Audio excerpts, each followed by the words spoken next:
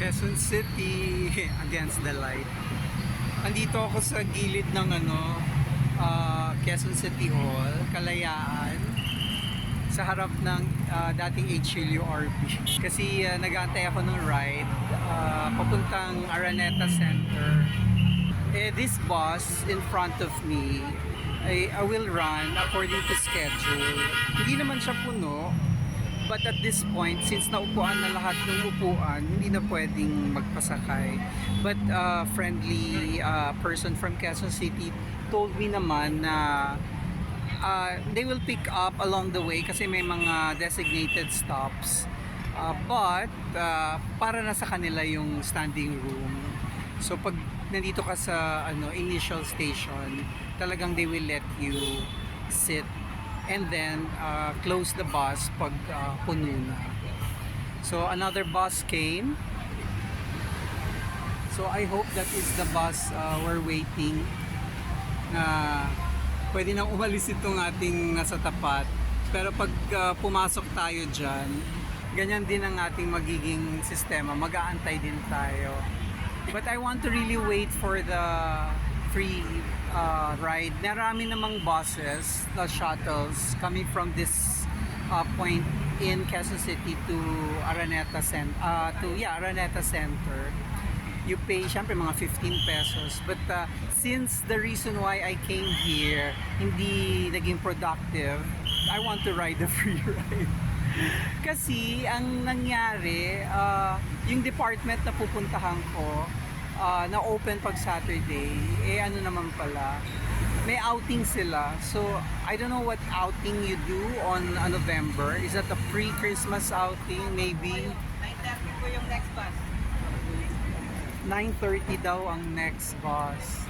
30 minutes So, po pag Saturday. we are just 8:43 p.m. and they said every 30 minutes daw ang lakad every Saturday. So, ayan, may konting mga nag-aantay. But like I said, I want to take advantage of the free ride. Anong mangyayari? Nag-aalisan yung mga kasama ko sa pila. So they don't want to wait for 9:30, I suppose. Kasi it's just 8:46. Ano ba? Ang dilemma natin is, do we want to pay 15 pesos? But I'm not in a hurry to go back to Pasay naman. Kasi I have nothing there to do today. And I'm so attracted to this free ride. Ang daming mga naka-blue. Kasi I think there's a run. Ang dami ko nakikita nagta-10K run. So I guess early this morning, baka paikot-ikot sila dyan sa Quezon Circle, the elliptical road. I'm so nanggigitata so early in the morning. I did not take a bath pa naman. Kasi I was in a hurry. I was afraid that if I took a bath, and since I'm going to wear rubber shoes, kasi syempre, kailangan mo nakapantalon, medyo maayos pag pupunta sa government offices. I was thinking, ang tagal-tagal pang magpapatuyo ng ating paa. So I guess, I will wait for the 9:30. Andito na rin lang tayo. So yan, papaupuin na tayo. Kasi naawa siya sa atin. Ang init kasi nung ating pinagtatambayan. So okay lang. Sabi niya, papasakayin ko na kayo ha. Pero 9:30 pa ang larga. Okay lang yan. At least dito, masarap ang ating upo kasi naka-aircon. Diba? Tapos kung katulad nga nung isang lady na kausap ko na umalis sa pila, nahirapan naman siyang sumakay kasi punuan. Tapos alam mo naman yung mga lumang shuttle, pag punuan hindi na din malamig yun.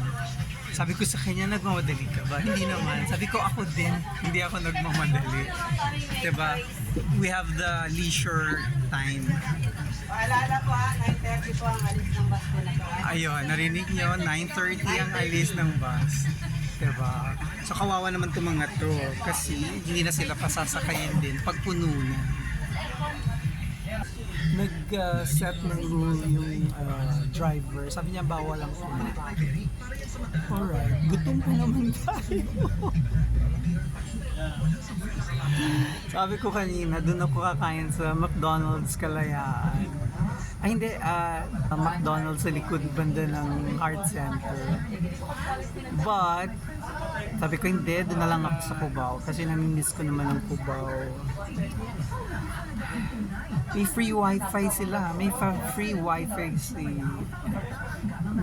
free wifi si Mayora. Ewan ko kung gumagana yun. Anyway, may data naman tayo na hindi na uubos. So, ubusin natin yung data. Tapos, mas secure yun eh, diba? If you use your data than public wifi. Umalis na yung isang bus, yung kanina, na na-videoan ko. So, tayo na yung nasa front. Ayan, ang daming gustong pumasok. Kaso nga, hindi sila papapasukin kasi,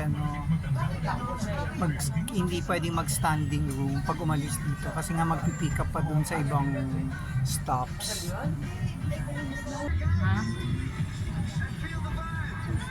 Ba't tumatawag ako kayo? We're moving, finally. I can't wait to get to Ka ba? Ibig sabihin, nakakaligaan,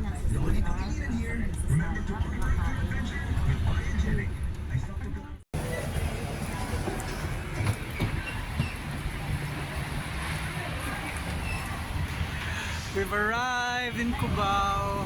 Dito pa lang bus stop niya sa sa may the old COD. So if you're an old person, the old COD yung nasa likod ko. Not City of Dreams, Yan. So if you want a free ride going to City Hall, so dito sa dating Civels. That area is Civels, then Tropical Hot, Mercury Drug, tapos may LRT na doon, that's Aurora Boulevard. That building there used to be, the BDO there, that used to be Shoe Mart.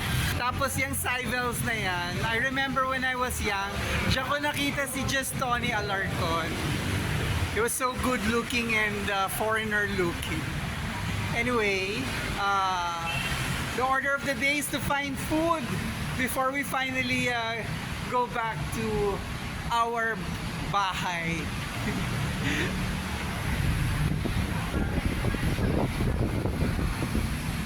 Maingay itong dinadaanan natin kasi dito sa kaliwa ko, under construction ng Laurent Park.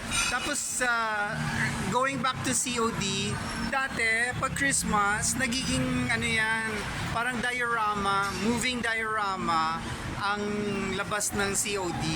So, pagbata ko, diyan kami nanonood. Tapos itong side na to, na condo na ngayon, used to be Plaza Fair or Fairmart. Anyway, it's the same company. Doon ka tatayo habang nanonood ka ng mga parang puppet show sa COD. Love Cubao! Naiyak ako. Ibang-iba na ang Cubao. It's not the same Cubao na kinalakihan ko.